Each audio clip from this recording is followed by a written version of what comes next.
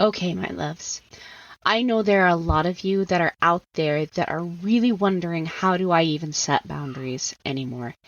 Maybe you didn't grow up with great boundaries. Maybe boundaries weren't really modeled well for you, or maybe you were told that you cannot have boundaries. Maybe you're tired of being gaslighted in your relationships, and you're tired of feeling crazy all the time and guilty for trying to make a difference in your life. If this is you, then I want you to come schedule a call with me. Let's chat about the Unashamed Image Program. The Unashamed Image Program is geared towards you specifically.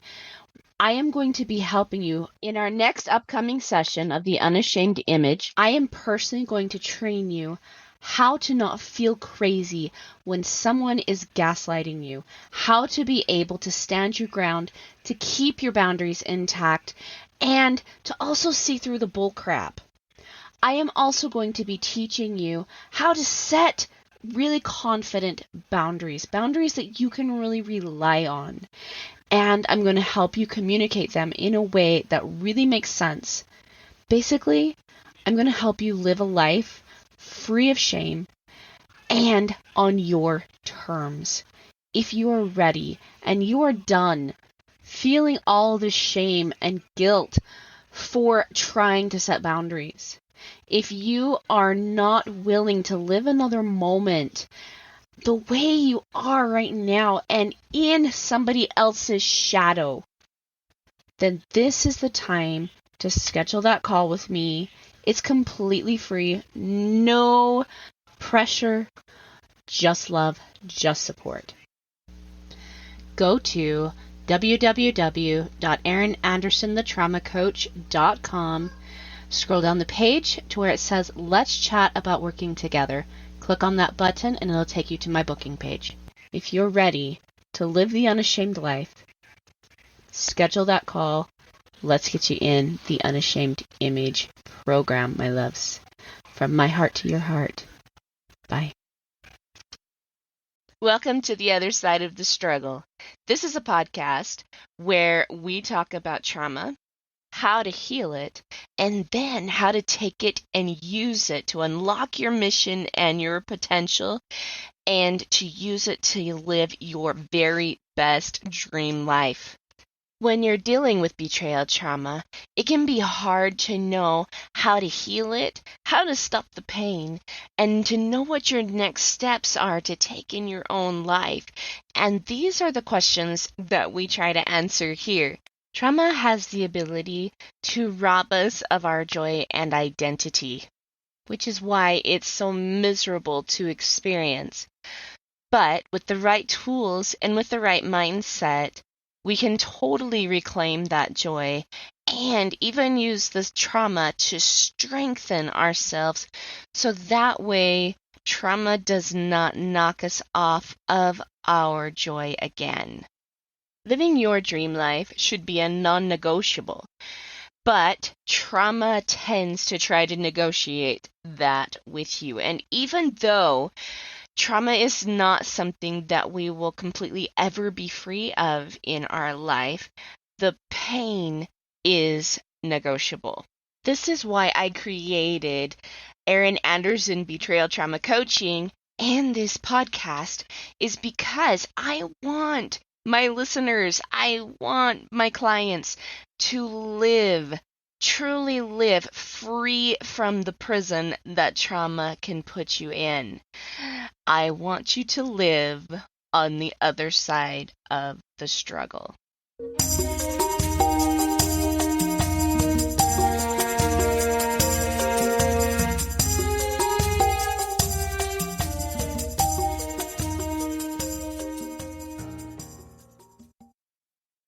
Trauma can be a beast. It has the potential to get you to believe things about yourself that just aren't true. Things like, I'm not lovable, I'm not worthy, I'm not deserving, I'm not beautiful, and the list goes on. And each one of those beliefs cause a crack in our hearts. And I get it. going through my own betrayal trauma, these were a lot of the things that I used to think, plus many others. So when I had the meditation to see each one of those cracks as a way of healing, and not just of healing a flesh and blood heart, but the ability to heal a flesh and blood heart to gold, was transformational. And now I want to give you that exact same transformation for free. Pick up my Heart of Gold meditation. It is absolutely free, and I want to see it give you the exact same transformation that it did me. So check out the description below. Pick up the Heart of Gold meditation. The link is right there in the description. And while you're at it, don't forget to click on the Calendly link above to make sure that you schedule some one-on-one time with me to help you personally get through your betrayal trauma. All right, with that, let's listen to this week's episode.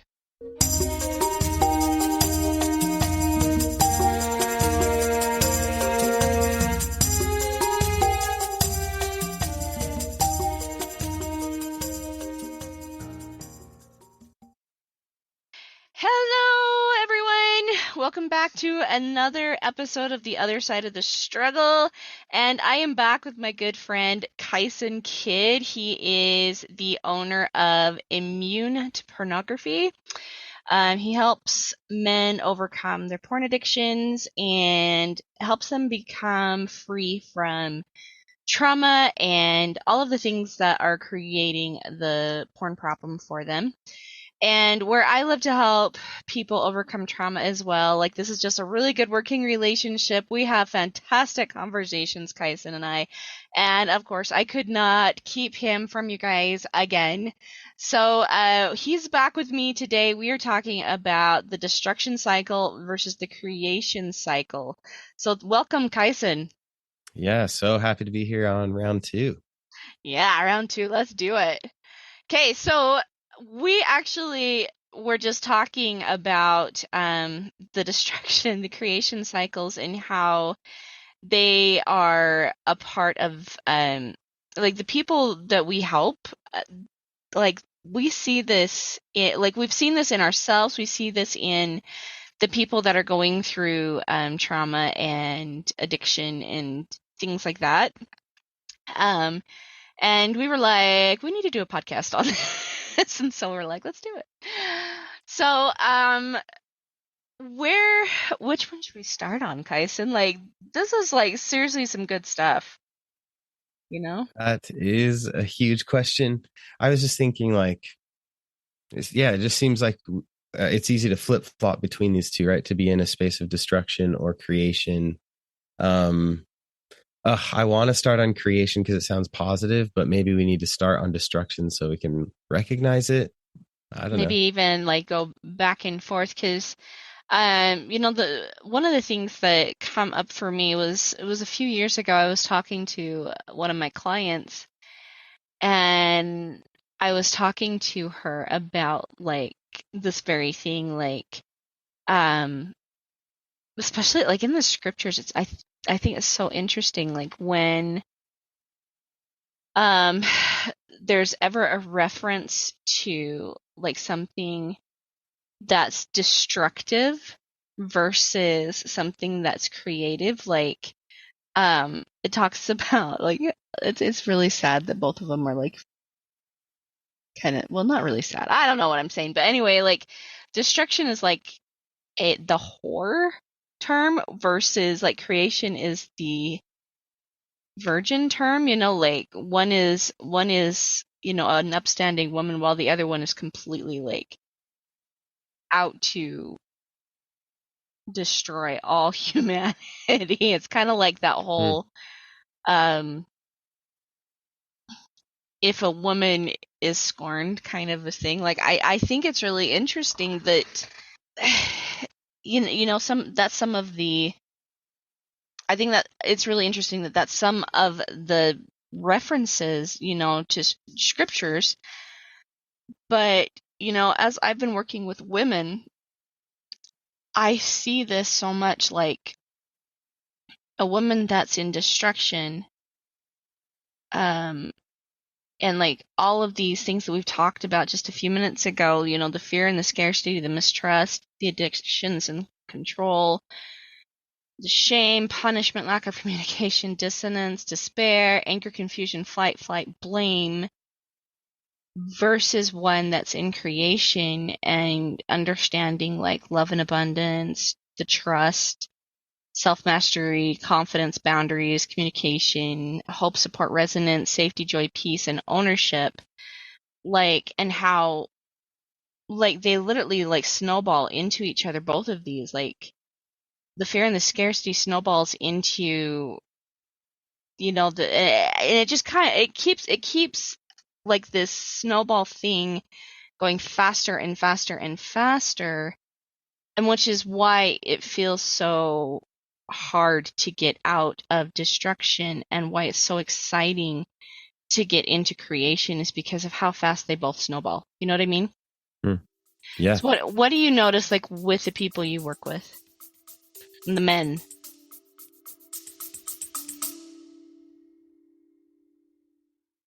So how do you feel about boundaries? It's a legitimate question.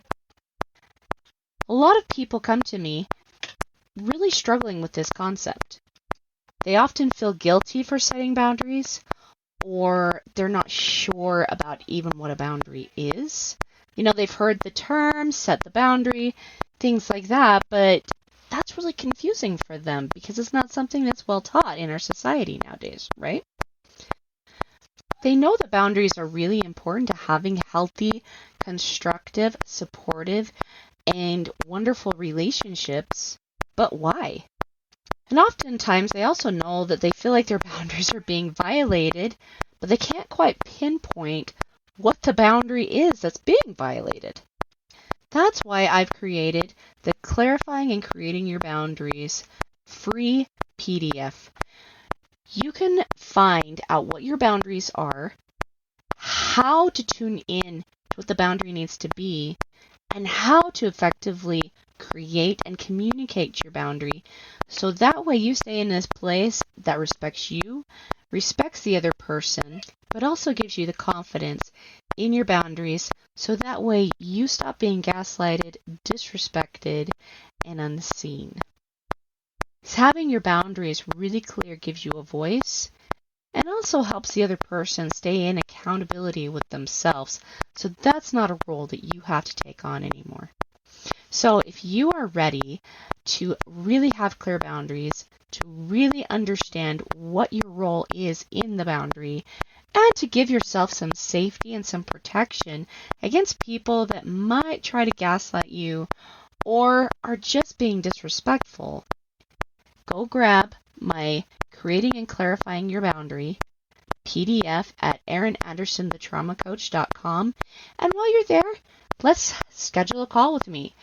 Come have a chat with me so that way I can really, really help you master this particular skill, creating boundaries, clarifying the boundary, communicating that boundary, and so that way I can also help you have relationships that show up to support you, cherish you, and love you.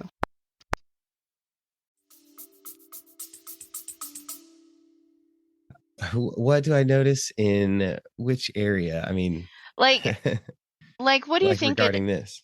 Well, I just feel like it's interesting that, that they're both scripturally referred to as like a female, either the whore or the virgin, and and the things that I've seen women think or do that gets them into destruction, or the things I've seen them think or do that gets them into creation. Like, what about the men? Like, what are some of the things that they think that gets them into the destruction or the creation energy? Yeah. I mean, the element I was just thinking about is how I think a lot of times love gets mixed up for other things that aren't actually love. which is why it's so cool Mm, to have, we'll be detailing some of the elements of each side. Like if you're in destruction, this is what it looks like. If you're in creation mode, this is what it looks like. A lot of times I think people are saying the word love or intending to be loving, but they're actually living in a space of like destruction, a space of like, oh, I need to shame myself because that's what's good. Like this, it almost can feel like that's what's loving. yeah. I've been bad, so I need to shame myself, punish myself, separate myself from others. And that can show up in small ways, but even just like I'm not allowed to date until I fix my porn issue, or I don't deserve to be connected to my wife or connected to anyone until I fix my issues. And it's this punishment attitude instead of how can I shift and create a new pattern. And if you're in destruction mode, it's kind of like destruction brings more destruction. Yeah, Just that's that destruction. snowball. Yeah, it Yeah. never turn. It's not going to just magically turn into love after you punish yourself enough to deserve love. It doesn't work like that. We've No. got to step over into creation mode. So I guess that's what we're addressing today. Yeah, absolutely. Um, and I think you're totally right because love and abundance versus fear and scarcity, and that's like to you listeners, that's the first step that we were talking about. Like we get into fear and scarcity, which starts kind of the snowball of destruction, versus being in love and abundance. And I think that love and abundance is like one of those things that you actually have to be intentional to create. Like if Mm, it's something that you want, you have to choose it. Whereas fear and scarcity is kind of something that kind of hooks us and then like just drags us along the the like claws. yeah, yeah. Like I actually remember, being in full-fledged trauma mode and like describing my life. It was like I was hooked, like I had one foot in the stirrup of a runaway horse. I had fallen off and I was getting hit by every tree branch, every rock, every little thing, and I was headed for a cliff.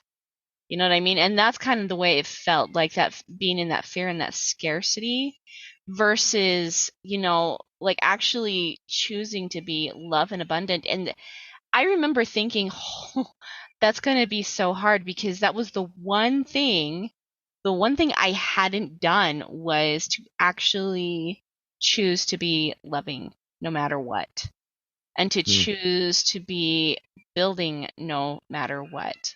So, but we were talking about like the love and abundance and how sometimes it's really hard to choose that. You know what I mean? yeah. Yeah, it takes some faith for sure. And I think it can also, like, I like seeing these two together. You've got love and abundance that leads to creation versus fear and scarcity leads to destruction.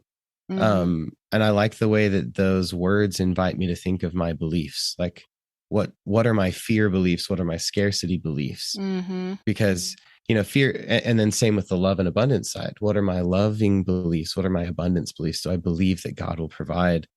Because like you don't just kind of like trip and fall into one of these two cycles. You actually Yeah. get to choose which one by the beliefs that you choose to Adopt.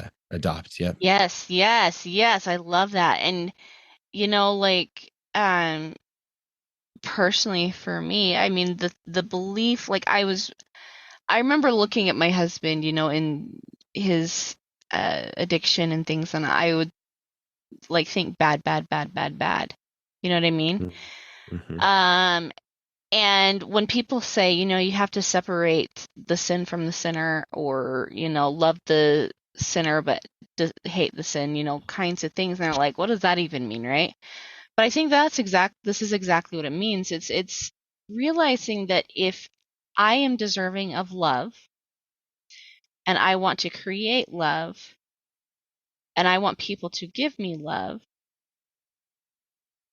then I too have to be loving, that my husband or this person that hurts me deserves to be loved as well. Mm. And even though that doesn't mean that I have to be okay with everything they do. And I think that's the thing that we fail to separate, is realize that we don't have to be okay with people's actions to love them. Yeah. We don't have to. Um, but we do get to appreciate the things that they do right. We get Mm. to appreciate the things that we do right. You know what I mean? Because I Yeah. think this is one of the reasons why we get so triggered when, or like wives get so triggered in, uh, with addiction and their husbands inaction, or their husband's failure to show up, is because we have similar patterns that are being triggered, and then similar things that we haven't actually taken the time to sit down and actually think about. For example, I mean, one of the fears and one of the scarcity mindsets that I had was, I must not be pretty enough, you know, or I must not be enough for my husband. Mhm. And that's in that scarcity mindset. But if you are like, I'm freaking gorgeous, I am amazing, look at like all of these things that I've done, and if he doesn't see that, that's on him. Like if you believe it in yourself, like I think that's kind of like the start of being in that creation mode. And then you kind of start to think, if I get to believe these things, then what do I actually get to believe about my spouse? You know what I mean? Yeah. Yeah. It reminds me of the pattern of like the first and second commandment. So like love God, and then it does the sneaky like love your neighbor as yourself. So it implies Mm-hmm. that you learn to love yourself first and then your neighbor. Mm-hmm. Um, and I think there's a similar thing. It's almost like, how does God see me? How do I see myself? How do I see my neighbor, or my spouse? There's this Mm-hmm. cool. It's just a cool pattern of like, how does God see me? How do I choose to see myself? And like you said, and then if I want to, if my spouse wants to see that, cool, but I'm going to see the good in my spouse, and that's pretty cool. Yeah, totally. Totally. Oh, you actually brought up another really cool story. Like, when I actually started thinking about that, like, what is it that I see within myself that is out of harmony with the way God sees me?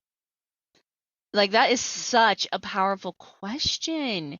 Yeah. And like I remember actually reading that second commandment, love thy neighbor as thyself, because everybody always focuses on the love thy neighbor part, right?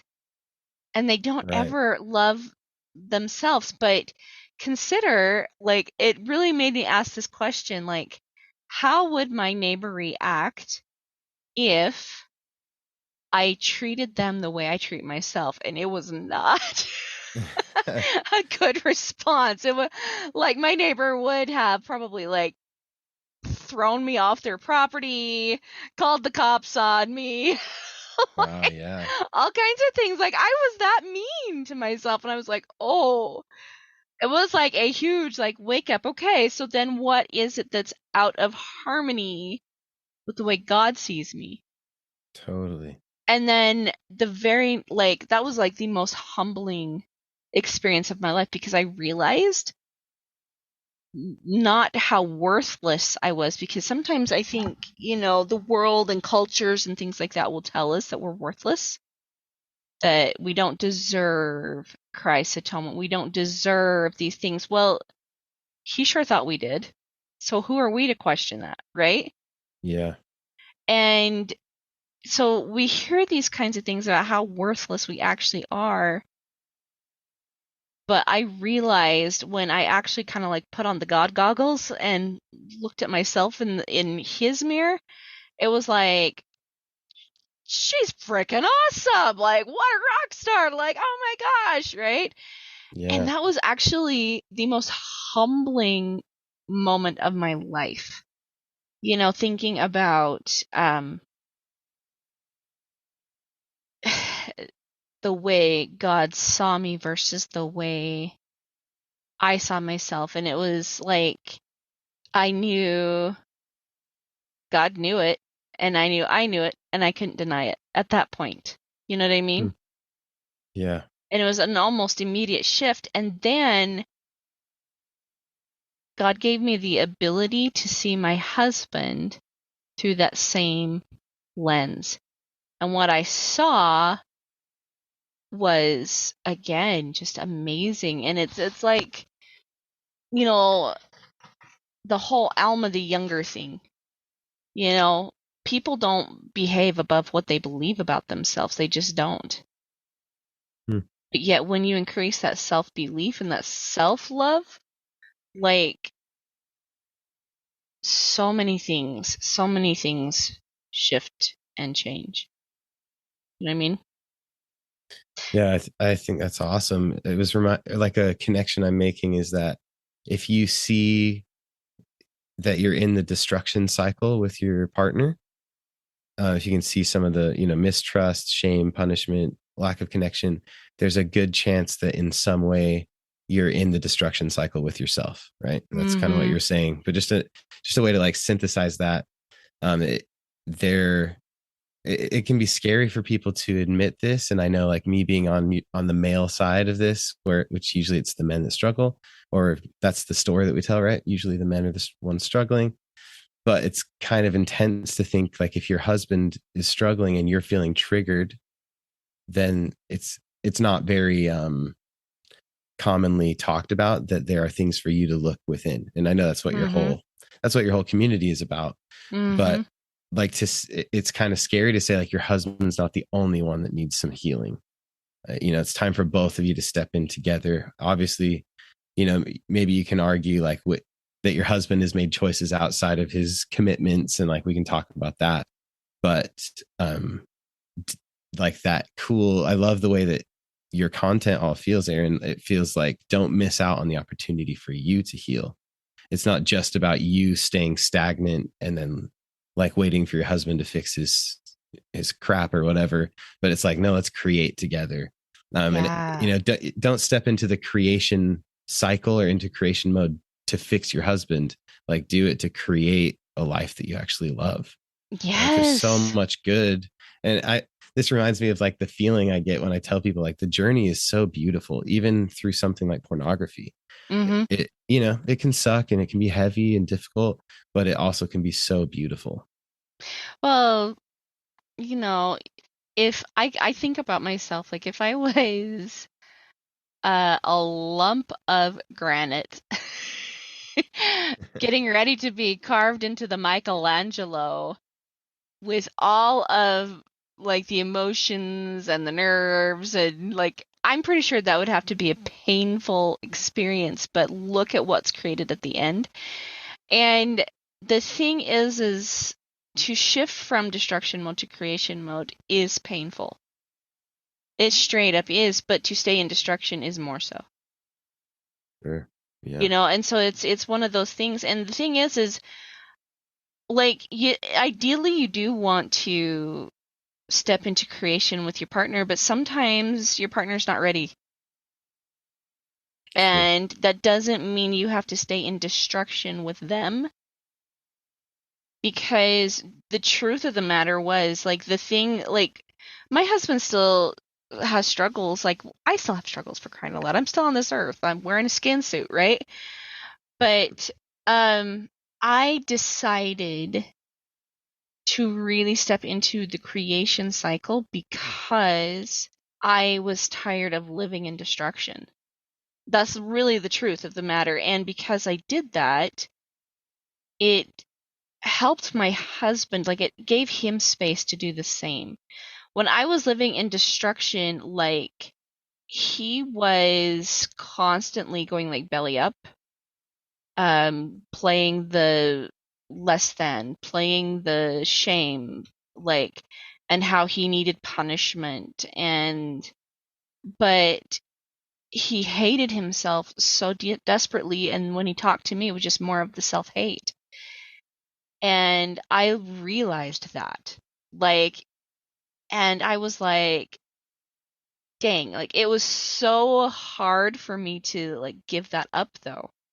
Like I realized it wasn't helping, but it was so hard for me to give that up because I wanted him to know what he was doing to me. Yeah. And I didn't want to give him a way out. But like the creation cycle actually gave me a tool, and that was the ability to give him self accountability, which is so much more powerful than being accountable to me. Yeah. You know, because you can be accountable to another person versus actually being accountable to yourself. Like you, another person, people come in and out of lives. People, you could lie to another person if you wanted to, but you cannot lie to yourself. And I think that was the tool. Like this is part of the reason why Ruben um stepped into creation with me, is because being there in destruction land by himself was not fun, for one, and but being accountable to yourself, like it gives you so much freedom, you know, self accountability. And that's kind of like what we're talking about with the self mastery is, you know, when you're sitting in destruction cycle and into the addictions and the control, which, you know, the women I work with, they're not so much into like a porn addiction, but they like, I've realized with myself, like getting into control was my addiction. Like I was addicted to controlling everything and everyone around me so that way I could have just a little semblance of peace and joy and happiness. And this is what I wanted so desperately, that I would cling onto every little shred, every little fiber I could get, but mastering myself like opened that floodgate so much of that safety, joy, peace, and ownership. Um, Hmm. you know what I mean? And my husband, come to find out, was actually looking for the same things. And so when he saw me actually achieving those things, he started paying attention to the things I was doing. Wow. That's pretty cool. Because you can kind of get in this like like an upside down synergy, I guess, like where you're both just like pushing each other back and forth. You know, I'm going to hold this against you and you're going to hold this against me. And it turns into that destruction cycle. I Mm-hmm. love what you're saying, that once you step in to creation, that's the best way to inspire other people to create, instead of trying to Yeah. punish them into, you know, punish or whatever it is, control them into being good. It's cool how when you turn to creation, it just shifts the energy in the relationship.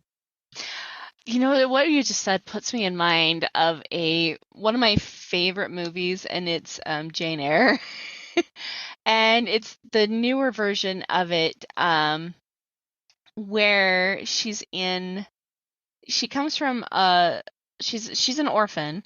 She comes from this home, her aunt's home, which is like, you know, her aunt is just loaded with money, but she is so toxic to Jane, you know, and so hateful. And um, so she comes from this hate, this abuse, this destruction. Like she was out to destroy Jane, and she hated her so bad that she just shipped her off to a school, and it was supposed to be a Christian school.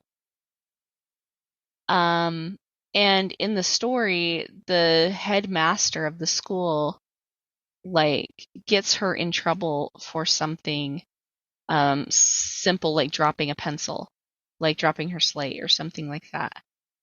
Um, and they left her on a stool for the entire 24 hours. She was not able to eat. She was not able to go to the bathroom. She wasn't able to drink because she had to understand how barren the life of a sinner is. And that's actually the quote from the book.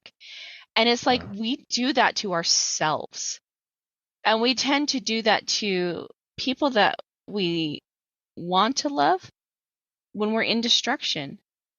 Like we feel like we have to destroy the sinner, right? And it's not the case. You actually have to inspire the sinner. If you actually think about the way that Christ, changed lives, he first had to ask, do you have faith that you can be changed? If you don't, can I help your faith? Can I inspire your faith? And then that's exactly what he did. He inspired the faith if he had permission. Yeah. And you look at the way he never stepped into that destruction cycle. He was constantly in creation because I honestly think he had such a deep love for us because of that one piece we were talking about earlier, love thyself. He had such an intense love for himself and a trust in himself that he was able to create fantastic things from that. I love that. I feel like we never talk about that. Jesus having self-love. That's an amazing idea. I love it. Mm-hmm. And God loving himself. It's just crazy that we don't really think about that, which sometimes we get too busy trying to beat ourselves up to think that way. Mm-hmm. And I was wondering, does it feel like it would be helpful to go through this, like kind of talk through the cycle, like how each step inspires the next step? Or Yeah, let's actually do that. You know what? Actually, I've been talking a lot. I think I'm going to hand that one over to you. I'd love to hear your thoughts on this, and then I'll just respond here and there. Is that okay? yeah, totally. All right. So just to get a feel for what it, again, to flesh out, like the destruction cycle usually starts with fear and scarcity. So like believing that there's not enough of something, or that you're not enough, that God isn't going to give you enough. And then that leads to mistrust, not trusting the plan or the process. And we've got this visually, right? So we're just trying to visually explain so you can feel this as you're listening to the podcast. Then the next step is addiction and control. So when we're in a place of mistrust, that there's not going to be enough, we usually try to escape it with addiction, or we try to control it, almost like kind of to take God's place. Like he's not going to fix it, so I'm going to fix it. Or, things aren't going to work out for me, so I'm going to like man handle the situation or woman handle the situation, and step into a place of control. And then to me, it seems like these last steps are all just like step-by-step results of that. So when we're trying to control ourselves, we often step into shame. Well, I would say not even control ourselves. Like I think when we're trying to control other people, and like sometimes I even think like, tell me what you think about this. Like I was addicted to control, and then I would step into shame because I realized that little bit of control that I was trying, like that power that I was trying to put on other people, didn't work, and so that put me into shame. But like I've thought about like the addiction part of this cycle too. Like if you get addicted to porn or drugs or things like that, I think that definitely causes shame as well. But I think the mindset behind the addiction is, what's the point? I'm just going to do it anyway. You know what I mean? Yeah, I think that's definitely, and it's, maybe some of this cycles back on itself. Like, yeah, I'm not going to feel good. I'm not going to get what I need anyways. I might as well, step into this addiction or escape it. And that mindset is the exact same mindset that causes an addiction to control. Is I'm not going to get this anyway, so I may as well force it. Nice. So, okay, continue. Well, yeah, sorry. Awesome. No, that's beautiful. And I like how you talked about once we're in addiction or in a space of like controlling others, a lot of times we feel ashamed about that because we realize it's not working. There can be shame about wasted time, shame about wasted energy, wasted effort, all these wasted years, wasted life. wasted life. Yeah. and then that's a close cousin to like seeing your future, like, oh, I'm never going to get what I was supposed to get now, I'm never going to have an eternal family, or I'm never going to get, the whatever it is, the spiritual gifts I was supposed to get, or maybe I'm missing out on all these miracles because of my decisions or my husband's decisions, or however that works. And then we step into a space of punishment, which, Mm-hmm. I mean, punishment's really another type of trying to control, right? Like, well, if you're not going to do it, I'm going to punish you into it. Yeah, or even self-punishment. Like, Mm. man, do I ever see, like, especially people who are in addiction, like, they're punishing me and I hate their punishment, so to get them off my back, I have to punish myself. Mm-hmm. You know what I mean? Yeah. And I think even when you're going through betrayal trauma, I think there's a level of I have to punish myself. I have to punish myself to show them how badly it hurts. Wow. Crazy enough, I think that people who are addicted to porn sometimes use the porn to punish themselves as well. Like, Mm-hmm. almost like, I'm already so dark, I just need to like punish myself even more. And maybe And if I then like punish that's, myself more, then I won't want this anymore, right? yeah, yeah, make it so I hate it, make it so it hurts. And then you've got also this feeling of a lot of people in on both sides, I'm assuming both sides of the addiction, right? A Mm-hmm. lot of people will feel like, oh, I don't know if I deserve help from God anymore because I've controlled too much. I haven't trusted, I'm so ashamed. I don't deserve help. And so a lot of times And there's see, this attitude. Yeah, go I don't, ahead. I wouldn't say it's a deserve. I think it's a anger.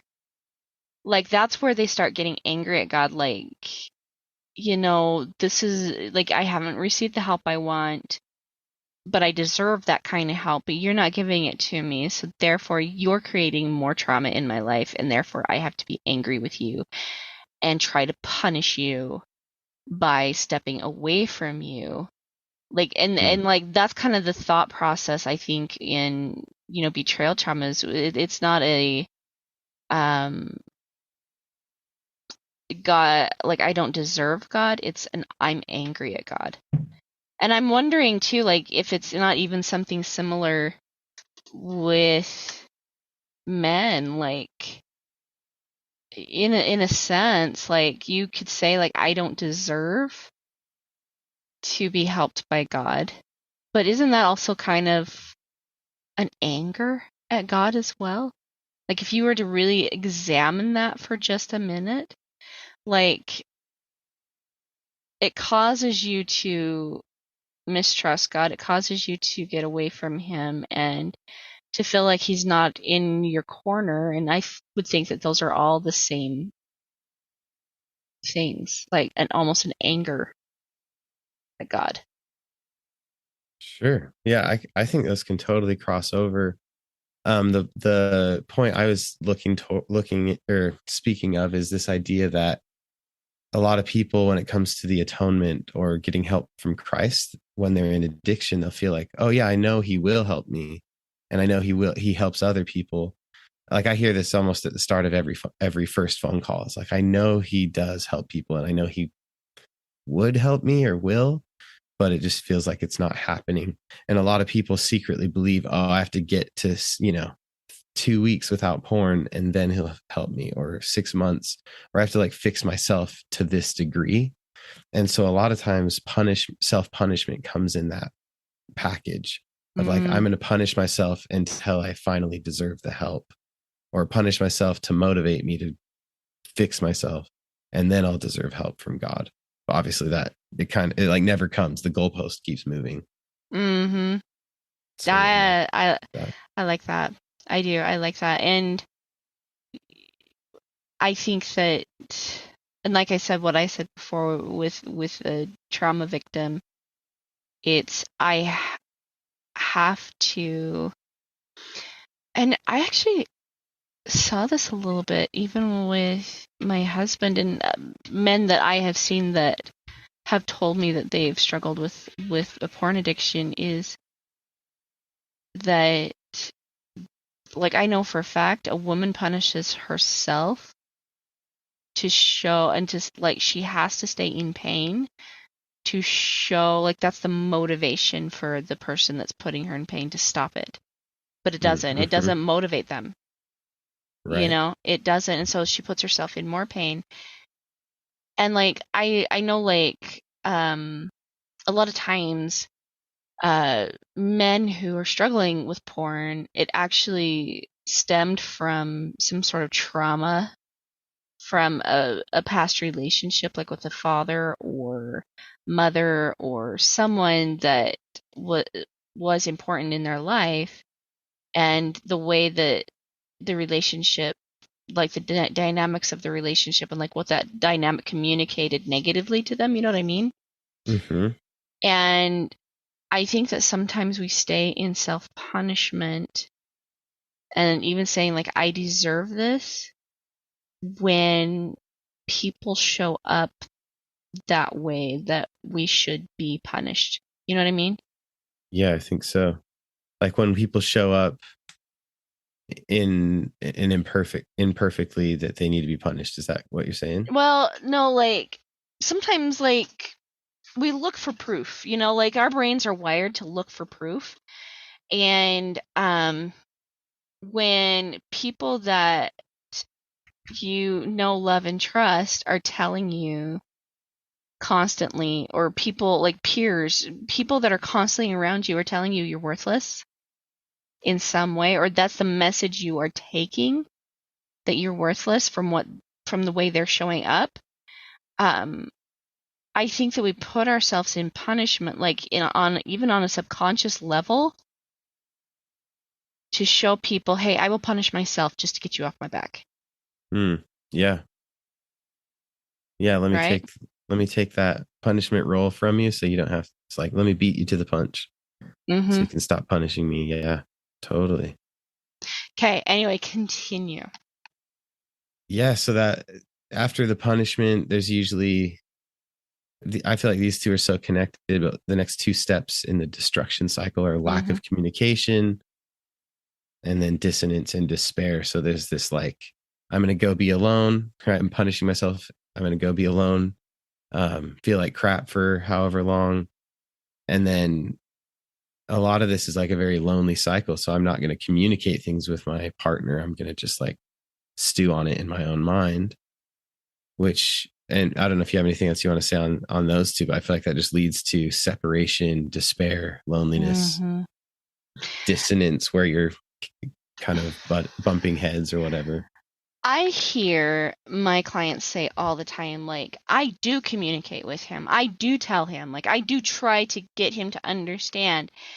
And that in and of itself is actually a lack of communication, because like it all comes back to the whole people do not behave above what they believe about themselves. And so if you are the one constantly telling the person that they're worthless and that they like, okay, let me backtrack. I never told my husband he was worthless, but I was constantly telling him how bad he hurt me, how bad he hurt me, how bad he hurt me, how bad he hurt me, because again, I thought mistakenly that that would be his motivation, because if he loved me, he wouldn't want to hurt me, right?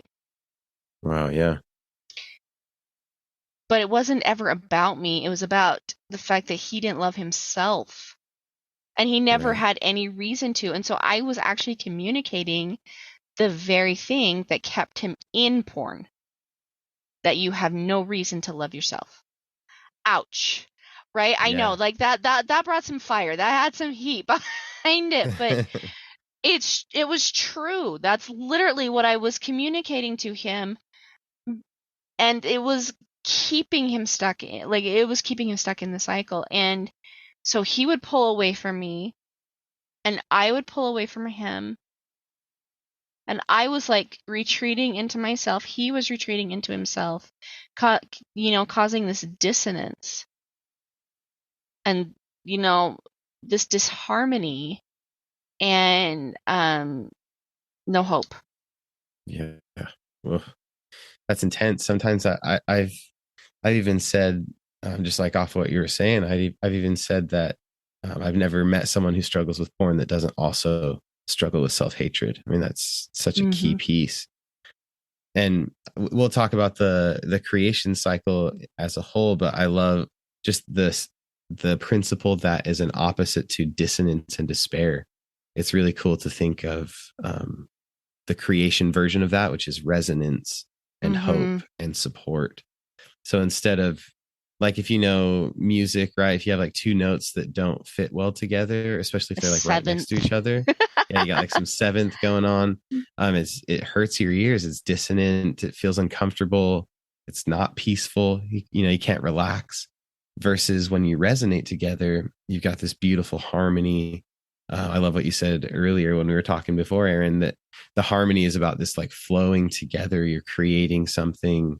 It's like an interaction. It's hopeful. It's creative. And harmony, I feel like, is a really peace. Like, everyone can feel when you listen to music, like when there's a nice harmony, it just feels great. There's peace. Mm-hmm. There's one of the most like spiritual uplifting songs that I've ever heard. Like there's a few. But if you really think about the harmonies, like with what you're saying here, like Come Thou Fount. There's something about that harmony that literally like breaks the heart wide open and like uplifts, like almost up levels the soul.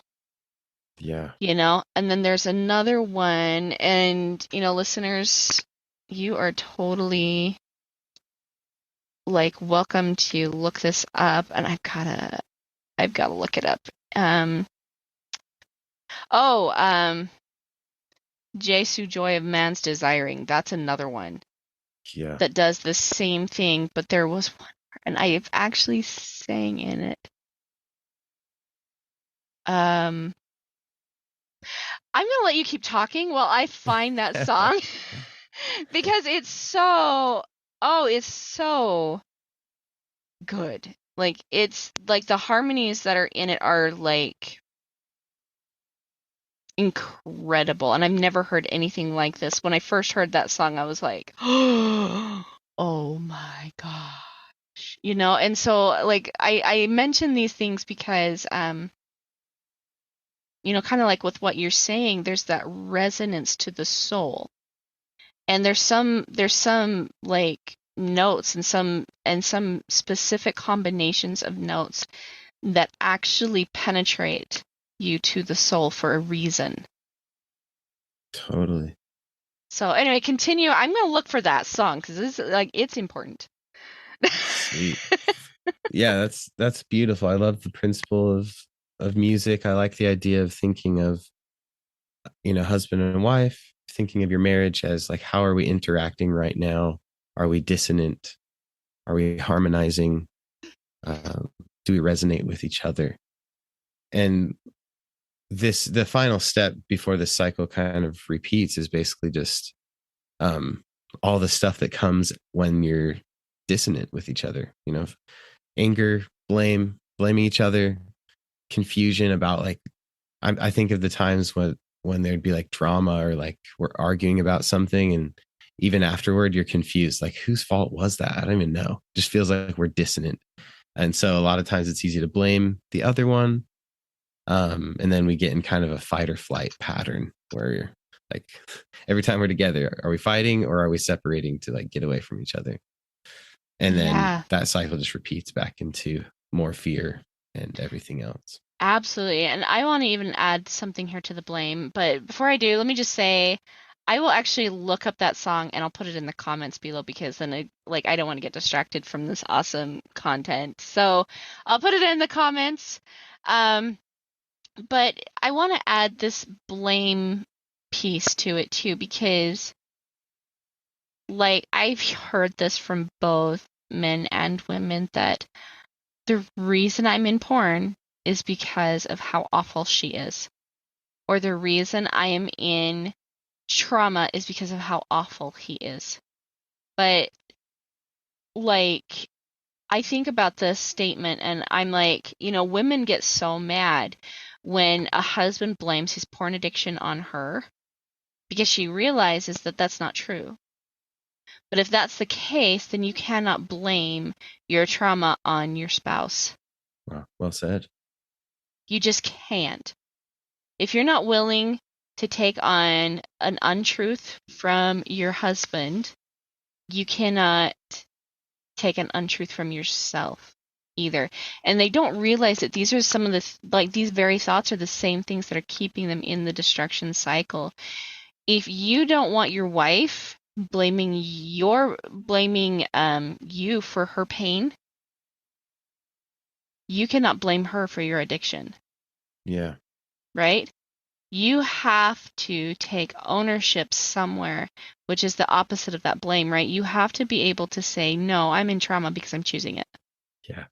That's, again, another like fireball, like just thrown out there. But, and that's, like I said, I mean, this is why, going from destruction to creation is so painful sometimes. Like, some of the things we're talking about, it causes, like, these are some of the things that we haven't been willing to, or at least these were some of the things that I wasn't willing to actually acknowledge at first. Because, no, it had to, if I did, then that meant I had to take away the punishment, which was his motivator to do better, right? But it wasn't. It was never his motivator to do better. It goes back to that whole, he was always having to be accountable to me. But when I took that away, there was nobody left but himself to be accountable to. And we have to sit back and think for just a second, like, okay, so if he chooses not to be self-accountable, well, that says volumes about where your marriage is headed and maybe what you need to do with your marriage. That'll actually give you an opportunity to make a solid decision then.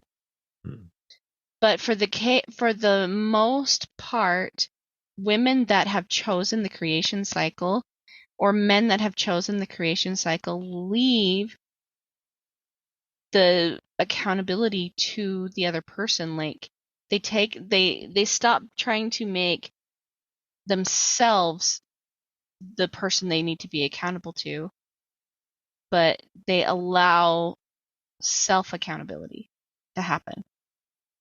You know what I mean? Nice. Yeah. I think that's beautiful. I wanted to ask a question. I think this leads right into where we're headed. If someone's like, okay, yep, I'm definitely in destruction cycle. Like, I'm doing all those things, both, me and my spouse are both doing all that. And if someone says, okay, I'm ready to shift into creation, what's like step one? Can you shift into creation like today, right now? And how do you do it? That's such a good question.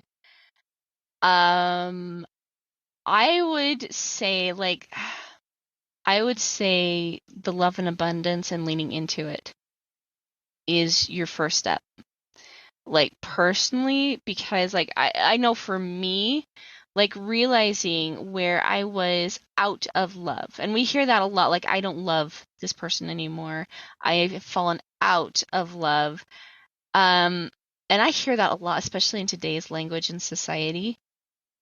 But when you fall into love, or you choose, I don't even want to say fall in, you choose into love. It's a choice.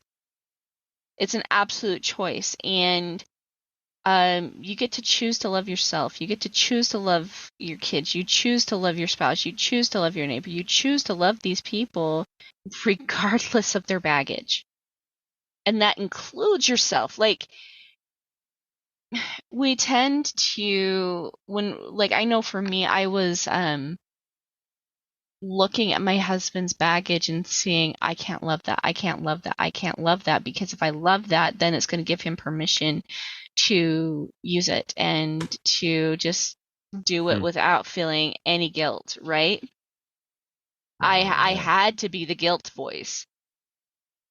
But when I actually loved him, all of him, he actually began to find the pieces that were not in harmony with the person that was lovable. Oh, it was crazy to see the shift and the change. And yes, my husband still like struggles sometimes with looking at porn, but you know what? The thing that he stopped struggling with is the way he talked to himself. And he stopped saying things like, I'm not worthy, I'm not lovable, I'm not deserving, because I loved every part of him, including his bad decisions. And I loved him enough to say, that doesn't fit you. Like, that's a whole other way to show up and just say, this is what I see in you, and this choice doesn't fit that. Instead of Incredible. you jerk. Right? Yeah. It's a whole other energy, and people are looking for that energy on this earth. And then you have to trust the process of love. Like, that has to be the next key, like leaning into trust, leaning into love, leaning into, hey, I am going to do this because what I've been doing before isn't working. So I need to do something that I haven't done before and see if that's going to change the things. And that was like that literally was what was going on in my head. Like, when I went from destruction to creation, it was, what I've been doing isn't working, and it hasn't been working for 28 years. Definition of insanity. Anyway, but leaning into it meant I had to constantly, like, anytime it got scary, and like, oh my gosh, I'm just gonna give him back his phone. I'm not gonna put any passwords, any restrictions on it. I'm not taking responsibility for this. I'm gonna give him his phone free of range. And I'm gonna say, I'm gonna choose to trust you with it. Because porn doesn't fit you. The energy of porn doesn't fit you. Doing that was scary. It was intense because it was something I'd never done before. But letting go of what I had been doing before caused so much healing and so much joy and so much truth to come out in my home, um, that it just actually kind of naturally led to the next steps. Like, the next steps kind of just became easy. You know what I mean? But Yeah. what would you say is the first steps, and why? Gosh, that was so cool. I was just like really enjoying the show. Um, yeah, wow, wow, wow. I'd say the first, I mean, I'm with you. This is totally in agreement with what you're saying.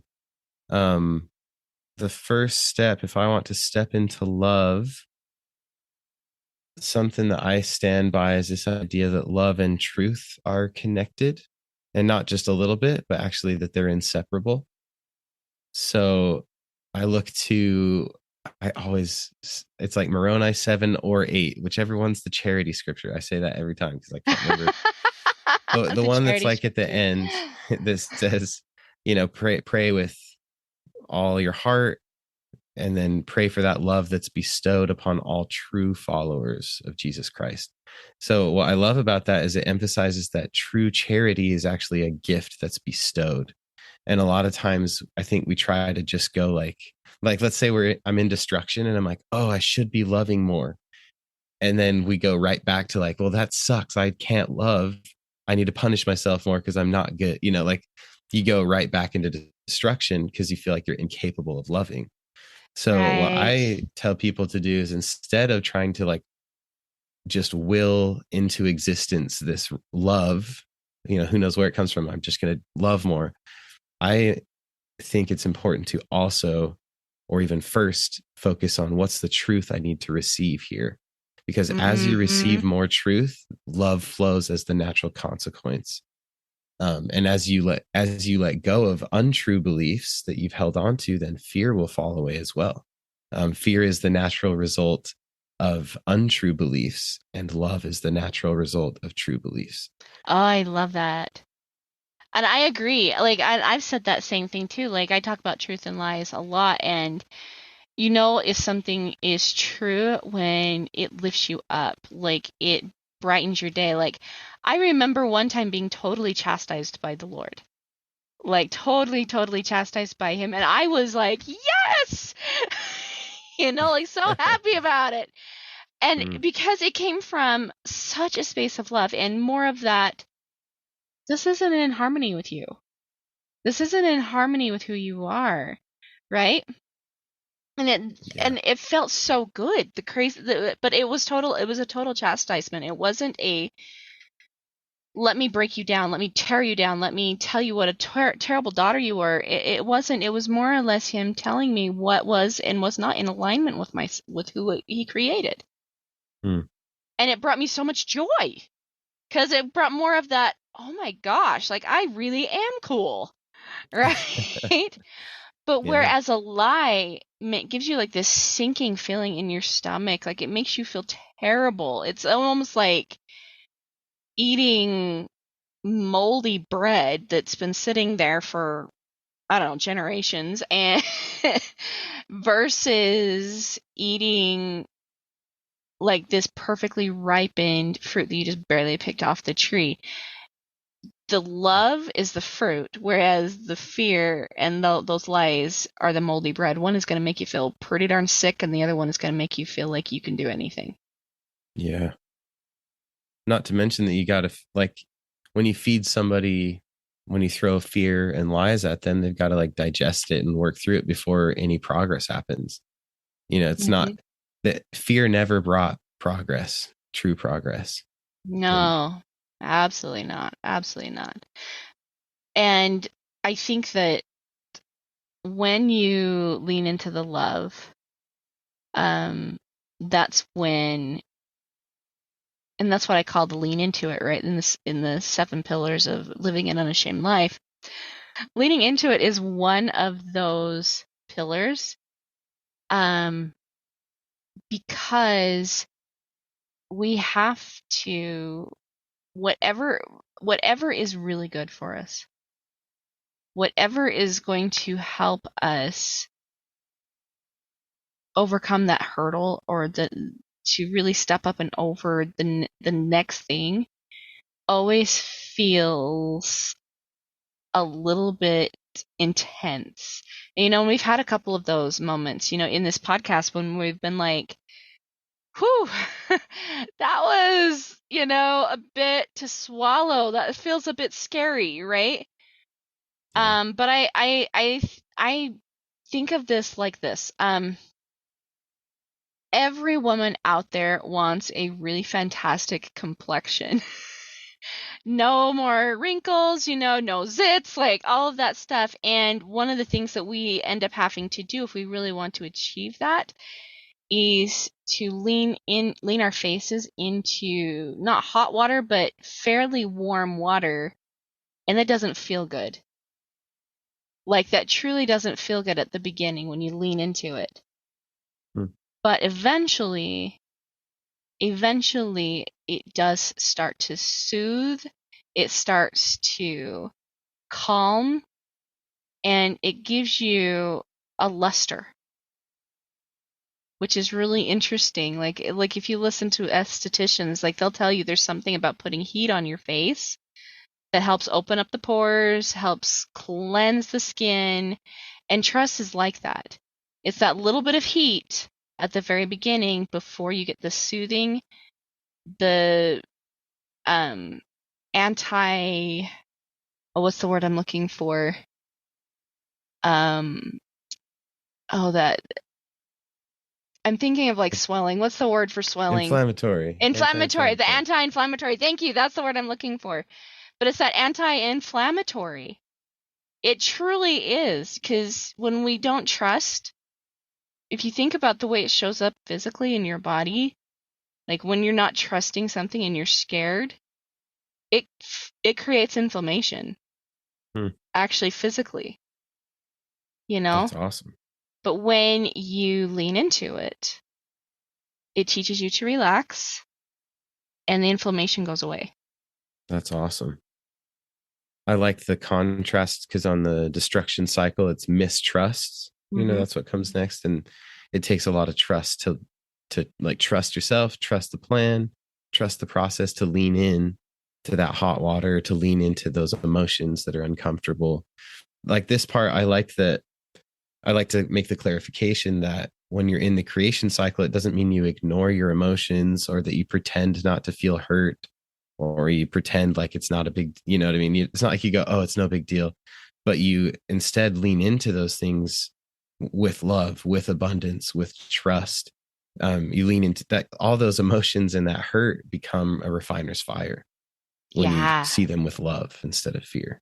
Yeah, absolutely. And that Absolutely. that guides us perfectly into the next natural step is self-mastery.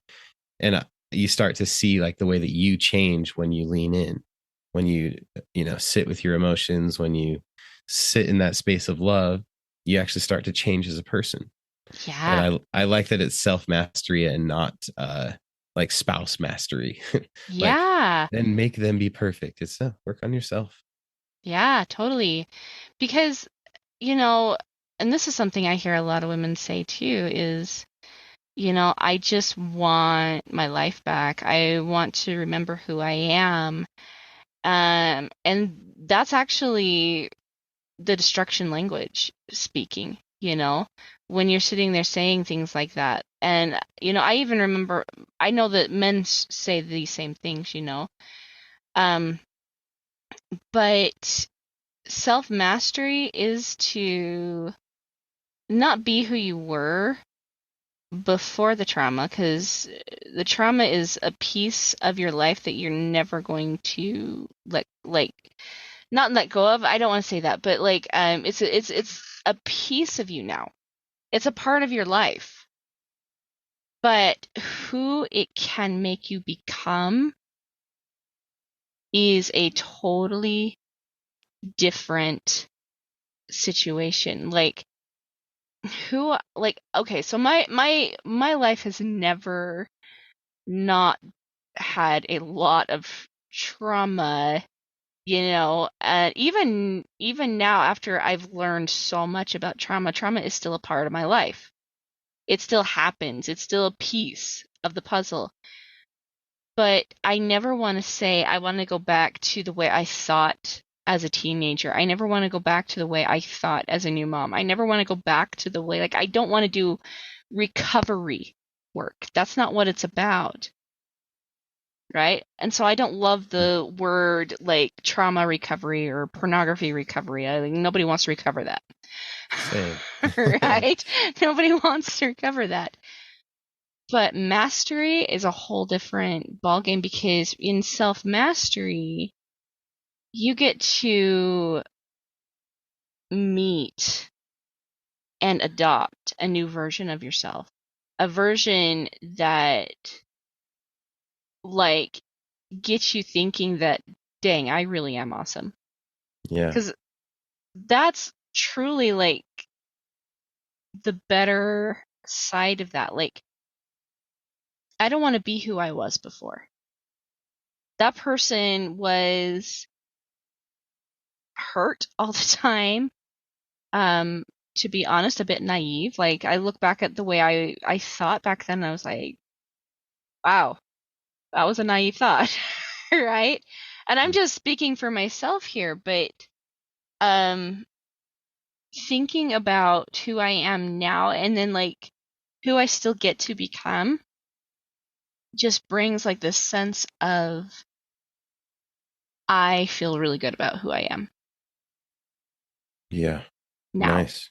You know what I mean? Yeah, I like that. It's interesting. I feel like there is an interesting idea like when people talk about the true self, like becoming your true self.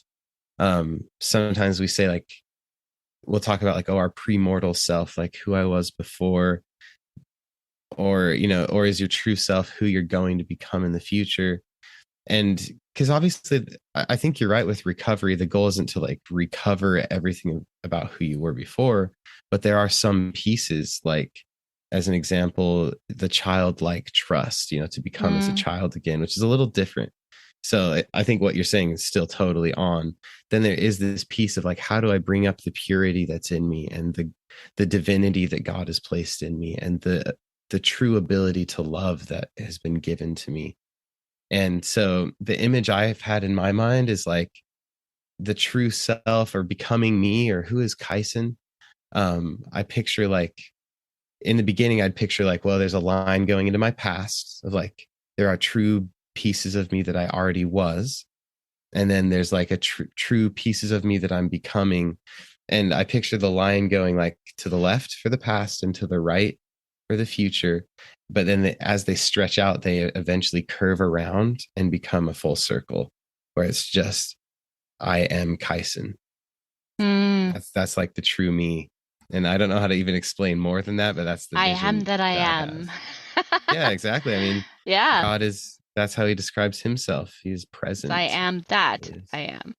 Right? Yeah, Yeah. he's totally present. And being present with yourself, I think, is a big deal into the self mastery. And you have to know who you are. But the one thing that I want to say is, I think about, I really think about God a lot, and um, I look into my past, and I'm grateful for the things that I have learned from that person 5 minutes ago, 10 years ago, and so a little bit ago. I'm grateful for the lessons because the things that were important to me back then taught me really valuable things for the now. That being said, though, I think we're stepping a little bit into the realm of what perfection is. And I think that we have eternity, this never beginning, never end kind of peace, because we have always been improving. And I think that, God has perfected the level we're at right now. That's why he's a God. But what is the level he's trying to perfect now? Well, we obviously don't know, because, the thing is that's not what we need to focus on right now. We need to focus on where we're at right now and moving to that next stage, right? That next level. Um, but I think about his mindset with that, and I would like, and there's no scripture or anything that says anything about this, but like, just the simple thought of, I think that he appreciates the experience of who he was, and he has used those lessons to perfect who he is now, which is why he's perfect to us. And he's using those same experiences for his next level and drawing upon the knowledge that he already has. You know what I mean? Yeah, totally. There's a lot of mysteries of eternity in there. Like Yes. it's hard to find words to fully like, yeah, flesh all that out. But I like what you're saying. That feels right. Okay. Anyway, what's the next step after self mastery? All right. So boom, once you're mastering yourself, guess what? You feel confident because you Mm-hmm. overcame something difficult. When you feel, when you go from feeling terrible or ashamed or those things and you start to shift into love and to change as a person, you experience confidence. Yeah. um I don't know if there's any more you want to say. For me, that these feel like they just lead to into each other so well. I'm like, Yeah, oh, I they want to talk do. about the next one. Like once you're feeling confident, imagine drawing healthy boundaries. That's the next step, is boundaries. Imagine how drawing boundaries would happen if you're in love and confidence instead of shame and punishment. Yeah. You And I get want, to, yeah, go yeah, ahead. go Go ahead. ahead. Well, I was going to say it's like it's creative. Boundaries are about organizing and creating instead of like, I'm so afraid of what will happen if I don't stop this.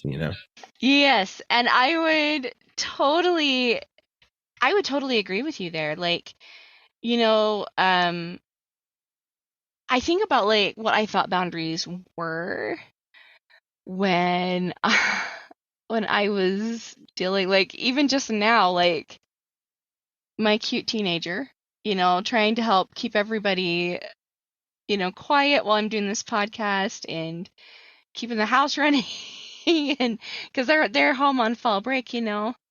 Um, but he was just knocking on the door a second ago, and I had to quickly just set the boundary. Hey, I'm on a podcast, and he knows immediately. Oh, okay, I will stop knocking on the door, right? Because we don't want all of that noise in the podcast. But before I realized, like, my confidence, like, that would have been like, what are you doing? Why on earth? And going like totally into the shame, because we can only do so much with shame. We can only do so much with shame, which usually tends to be a punishment. We tend to think that that shame, like, we tend to think that punishments are boundaries, but they're not. They're absolutely not. A true boundary actually looks at the benefits for both sides. So, if your boundary is, if you are going to look, if you look at porn again, then you have to leave the house. You have to ask yourself, what is it I'm actually trying to create with that boundary? Am I trying to create some distance for myself?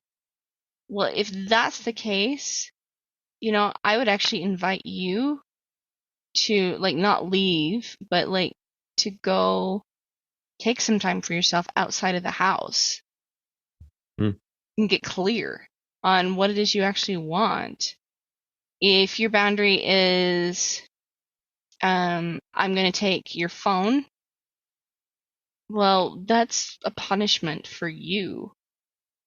Because then you have to be, like, in control of everything that person does. Like, it drives you crazy. Like, it drove me nuts. If the boundary is, you have to sleep on the couch,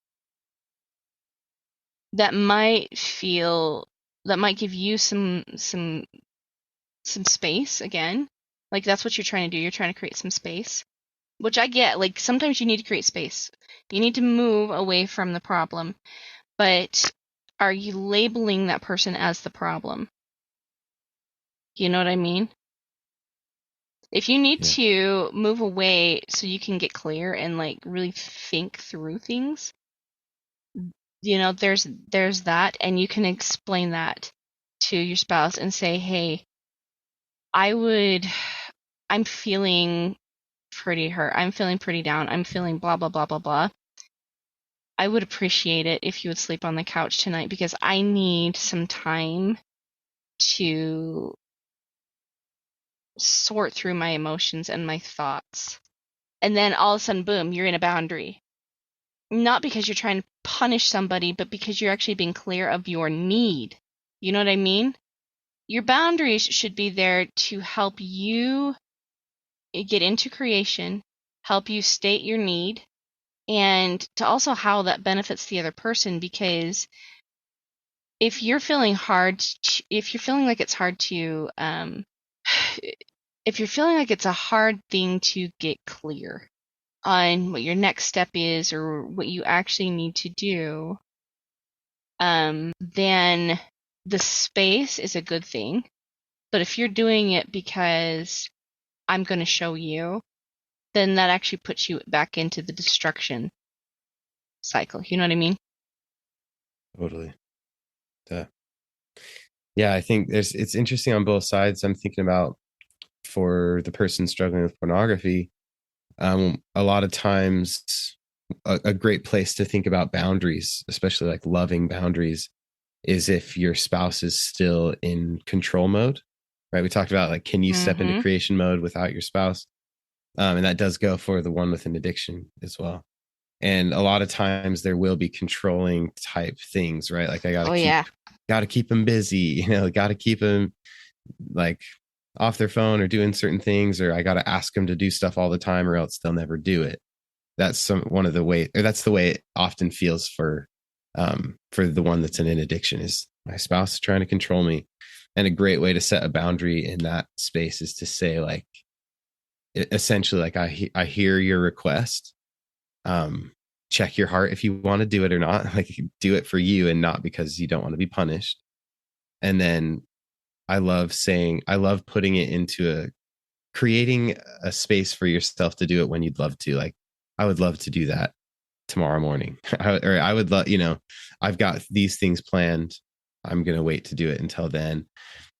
Basically, or maybe in a more communicative way, saying like, can I choose when to do that? Are you willing to let me take charge? Or instead of you asking me to do the dishes on these days, can I take charge of that, and I'll let you know when they're not done? I don't know. I'm not giving a super clear example here, but I think it's important to realize that the boundaries come from both sides. A Yeah, lot they of do. times when you struggle with porn, it's easy to tell yourself that you don't deserve a boundary because you Yes. already broke the Yes. boundary. Well, and I think maybe what you're looking for here, and this is something I've talked to actually a few men about, is when they feel like their wives are controlling them, don't be like, you're controlling, because that's going to, like, set off a really bad chain reaction for you. Don't do that. But you can say things like, are you feeling okay? Obviously, she's going to Yeah. say no and say, okay, so you're asking me to do XYZ. Is that really going to make you feel better? Mm. And just invite her to check in.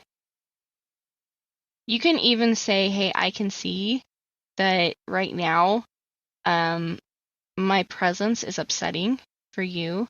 I'm going to go give you some space.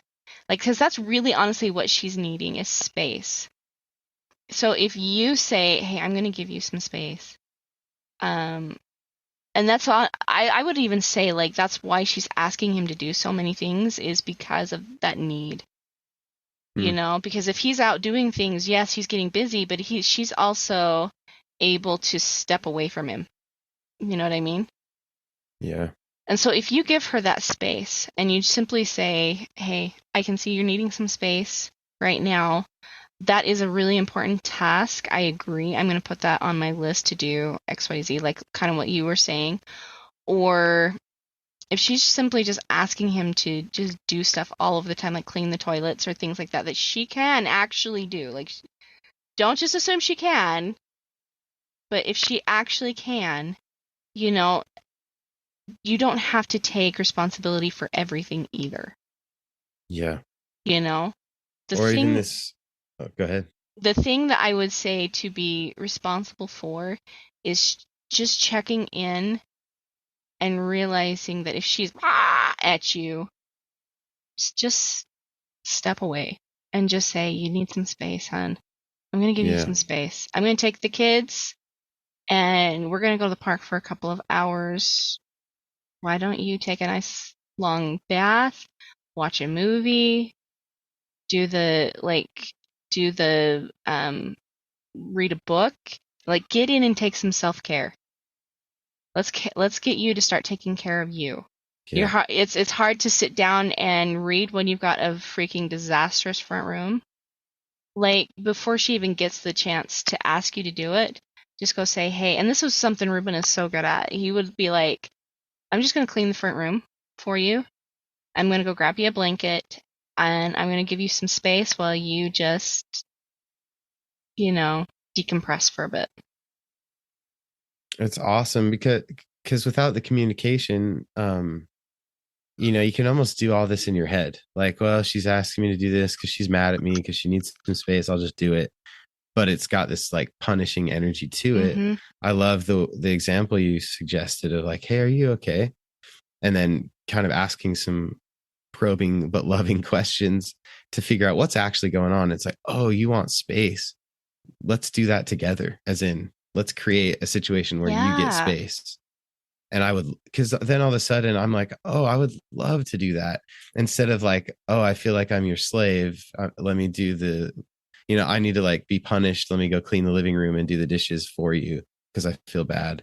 Instead, it's like, oh, I'd love to do the living room and dishes because I want to give you some space. It feels so good. Yes, to the women on listening to this too, I mean, you need to be very intentional with what it is you actually do need. Like just screaming at him and telling him to do all this kind of stuff, like that actually messes up your communication. That is a lack of communication on your part, right? But if you simply just say, "Hey, um, you just I appreciate you telling me that you just messed up.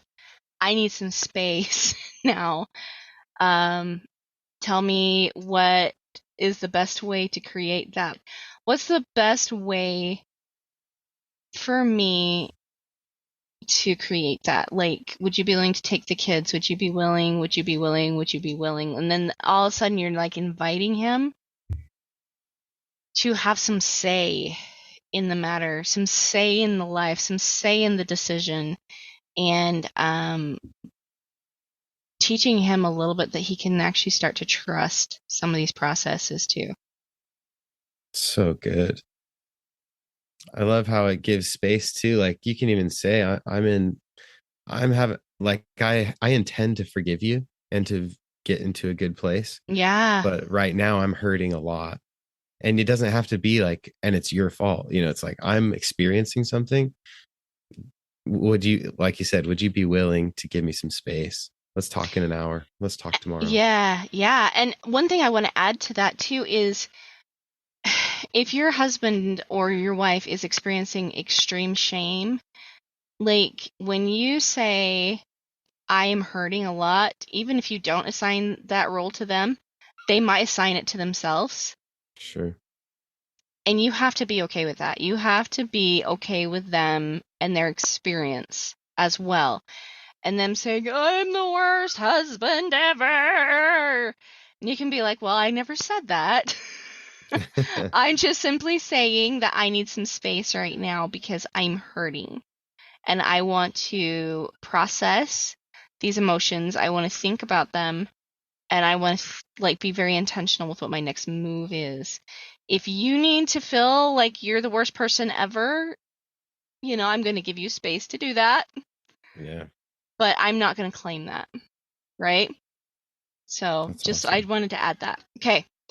And the last one. Sweet. Oh, actually, two last ones. Okay. Sorry. Yeah, no, basically we step after we've got this sweet communication going on, it's to this thing we talked about, this resonance where you start to work together, even if you're still both hurting. There's this cool thing where you created something together, created space for each other. Now you can start to resonate, support each other, feel some hope. Is there more you want to say about that one? And I think like also like just creating resonance in yourself because it comes right down to what that whole thing of this is not who I am. This is not who you are. Like if you're in destruction, if you're in trauma, if you're in addictions, that's not who you are. But being confident, setting loving, easily communicated boundaries, being in self-mastery, and feeling like you've got a handle over your own life, that creates resonance in yourself. So people do not behave above what they believe about themselves. And when you're in dissonance with yourself, like you're totally in that destruction mode, right? But if you're in resonance with yourself, you're in creation mode. And you get to create your dreams. You get to create the things you're passionate about. Awesome. And that creates relationships that show up to support you, hope. Um, yeah, like that creates that sweetness in life. You know what I mean? Yeah, totally. Once you start to feel that, it gives you, I picture just like having foundation. You got like good solid, connection to the earth and you feel like you can stand strong. And then you really like this next and final step that you start to experience is just peace. Like, okay, even though we're not finished in our journey, I can be at peace with where I'm at. I feel safe even though, me and my spouse are still working through things, we're creating that safety. You can start to experience joy in your journey instead of waiting till later. And it just starts to become really beautiful. The other one that you mentioned is ownership. I wonder if you have some cool thoughts on taking ownership. Um, yeah, like it's the complete opposite of blame. And like that's a really good sign you're in destruction is if you're blaming your results on someone else. Like, and we're all in, like, there's so much of that nowadays. Like, I blame the gay community for my kid choosing to be gay, or I blame the straight and white community for my lack of privilege. I mean, like, there's so much of Mm, that. So much of that. I blame the government for my lack of finances. I blame, blame, blame. And while, there is negativity out there, and it can definitely make the results you want a bit hard to achieve. I think ownership really truly boils down to how dedicated are you to getting the results you want in your life. If you're mm, blaming someone else for the results, you're literally giving like your ability to make change and to actually claim your dreams to someone that has no business having them. yeah. So no business actually taking responsibility for things. If somebody is in complete destruction in your life and you're blaming them for your results, well, why are you giving that person that power? Taking back your life, like, is literally saying, okay, this is what I actually have control over. These are the things I have been giving my control away to, and I'm going to take that back. I'm going to claim that. I'm going to, and sometimes that's hard. Like, I was actually just talking with a client about this the other day and she was talking about how her husband could be sometimes a bit of a snot. And if she were to go up to him and say, "Hey, I should not have treated you that way," he would have rubbed her nose in it. Mm, And um, that's hard. That's a hard thing to do, especially when you've been blaming that person for the way you feel. It's a hard thing to go up to them and say, "Hey, you deserve to be treated better than what I just treated you." Like, that's hard. That's not easy. yeah. However, if they start rubbing your nose in it, you can also always say, "Well, I'm here to claim ownership of the way I treated you. I am not here to claim ownership of the way you're treating me. Yeah. If you want to continue to blame me, if you want to continue to um, say these awful things to my face, or if you want to continue to try to create shame in my life, that is up to you. But I'm not going to claim that." That says that has power. Yeah. I also really love saying things like, "Feel better now." When somebody tries to rub my face in something, do you feel better now? Because I guarantee they don't. Right. I guarantee they don't. And that question in and of itself will, like, it kind of teaches them to check in. They may or they may not. Like I said, some people are pretty darn stubborn about this kind of stuff, but if they say, "Yeah, I feel better," and okay, good for you, right? Or, "Now I don't feel better." Why is that? Yeah.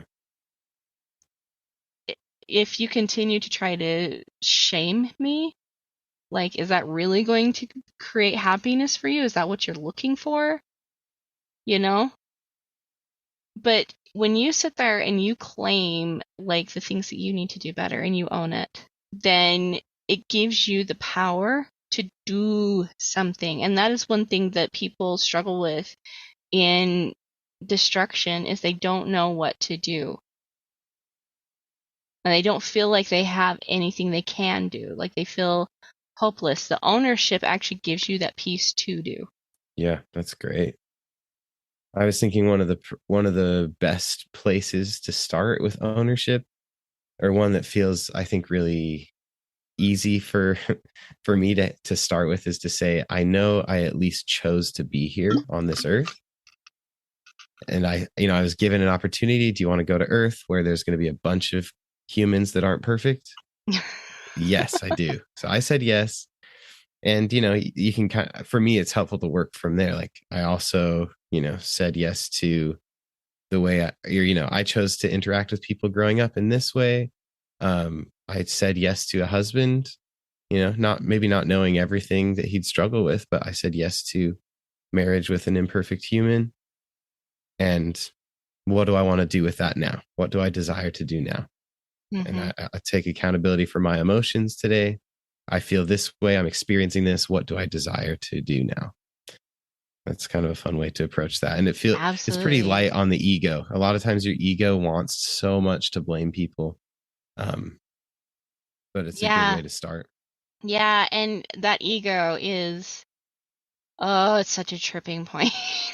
Like it trips you up, and it creates a lot more of that fear and scarcity. And it's like one of those things that just keeps you going in that destruction cycle. But owning things and knowing what your next, like getting that next step, um keeps you actually in the creation cycle.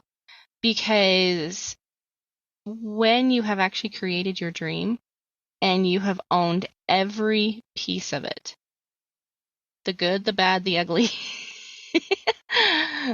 the stinky, but also the fantastic, you've learned things about yourself that you didn't see before. You've chipped away the things that don't serve you anymore. And this new version, this updated, glorious human, is what's stepping out of this creation. And you get to own that. That's what you get to own at the end.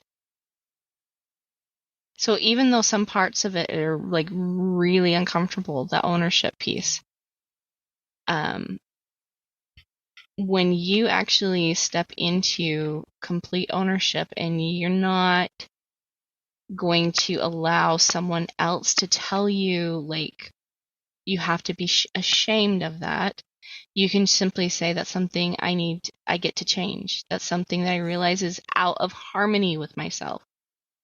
That's something that will actually slow me down. That's baggage that I get to unpack and release and put down, because that's not going to be part of my story. That's not going to be part of who this person that I'm trying to create is, or this dream life that I'm trying to create. That's not part of it. And so that's what ownership is, I think. And when you finally reach that goal, you get to claim it all. Yeah, that's awesome. Um, I would just add on top of that ownership is the key to. It seems like it's this key to joy. To actually take ownership of where you're at. Just a small. I can't remember if I've mentioned this part of my story, but as a testimony of ownership, I had struggled personally. I struggled with porn for like 18, 19 years. It's like, I don't have the exact count, a lot of years, A 18 lot or of 19 years, years. right? And then after that, I had, about a year of sobriety. Like once I got married, I was like sober, abstaining, but feeling tempted pretty often, if Constantly. not constantly. Yeah. And one of the moments actually the first moment where I experienced freedom like this, where I didn't feel the temptation constantly, was after a coaching session and choosing to be accountable. Um, Once you choose to be accountable, it just changes so much. It changes the way you interact with your own fears. It changes the power that the adversary has over you. Because if you're in blame mode, like, that's great. that's really great ground for the adversary to like throw a whole bunch of stuff your way, because you're going to blame it on everyone else and not take Right. accountability. So once you choose that, I mean, that's just an awesome step forward and a step into love and creation mode. I love it. I love it. Wow, we've gone a long time. Yeah. Okay, so we had a lot to say. But oh my gosh, like it's so good. Like truly. And you know, you're talking to like these are two people, and I'm talking to you listeners. You're listening to two people that have literally overcome betrayal trauma and porn. You know? And I don't know if you've had therapy. Like I had a little bit of therapy tossed in there, but it really wasn't until I like adopted this creation cycle and really chose in that I healed.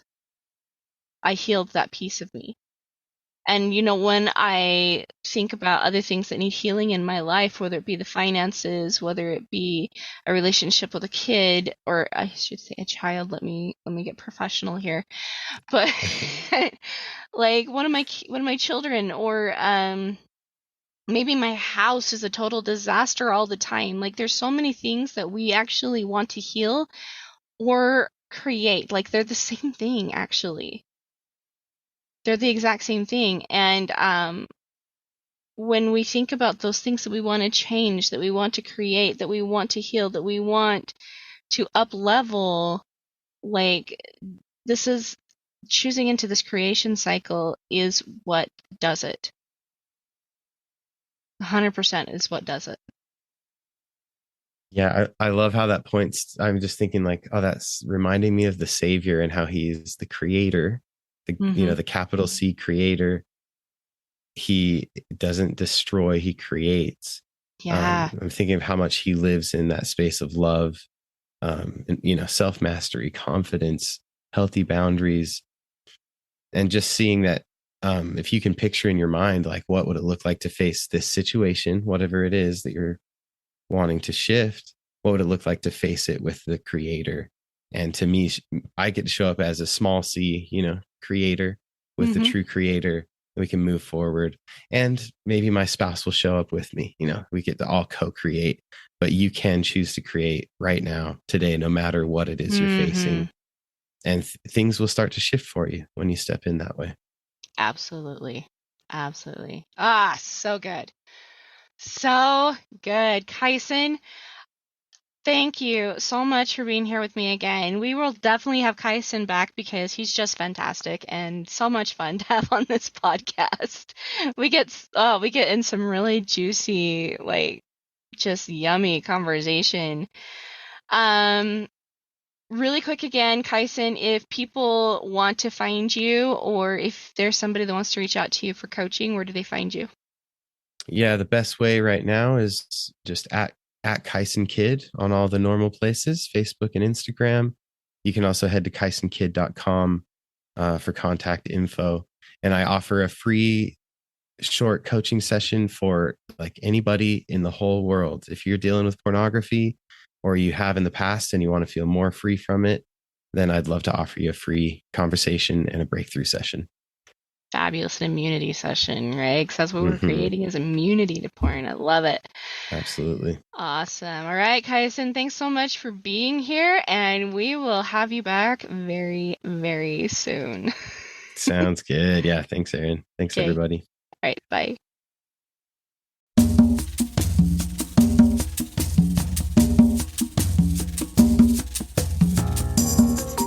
Hey guys, thanks so much for hanging out with me today and listening in on this podcasting episode. Don't forget to tune in next week